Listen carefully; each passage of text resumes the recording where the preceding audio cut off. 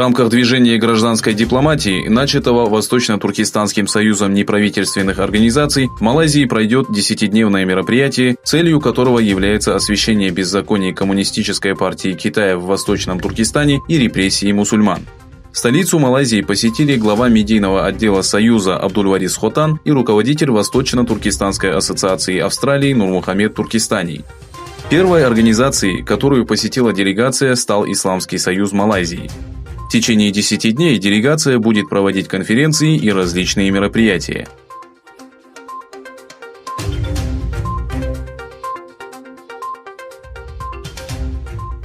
Республиканская народная партия Турции обратилась в парламент с требованием провести расследование в уйгурском регионе.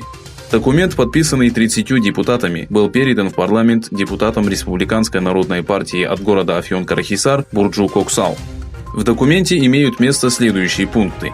Проведение подробного расследования ситуации Восточного Туркестана и геноцида, с которым столкнулся народ региона, а также внесение вклада в скорейшее решение данного вопроса. –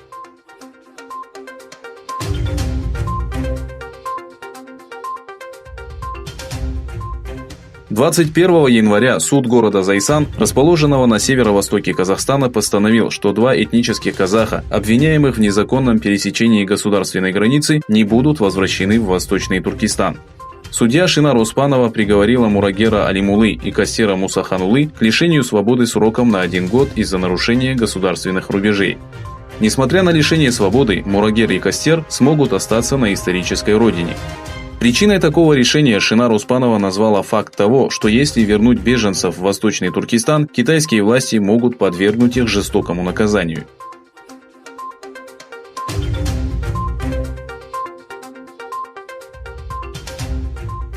Американские СМИ сообщили, что у жителя Вашингтона был обнаружен китайский вирус. Гражданин США, проходящий интенсивное лечение, был инфицирован во время поездки в Китай. Личные данные пациента не разглашаются. До сегодняшнего дня жертвами загадочного вируса стали 6 человек. Вчера Народная комиссия здравоохранения Китая сообщила, что вирус был обнаружен у 77 пациентов. По всему Китаю было зафиксировано свыше 290 случаев заражения. Вирус также представляет опасность для миллионов китайцев, желающих провести отпуск и встретить китайский Новый год в родном городе.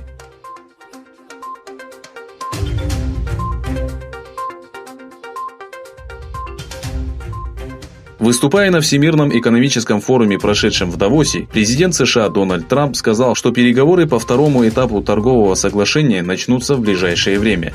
С другой стороны, министр финансов США Стивен Мнучин предупредил, что вопреки ожиданиям второй этап торгового соглашения не станет крупным событием. Мнучин заявил, что подписание второго этапа не приведет к отмене всех дополнительных пошлин, введенных в отношении китайской продукции.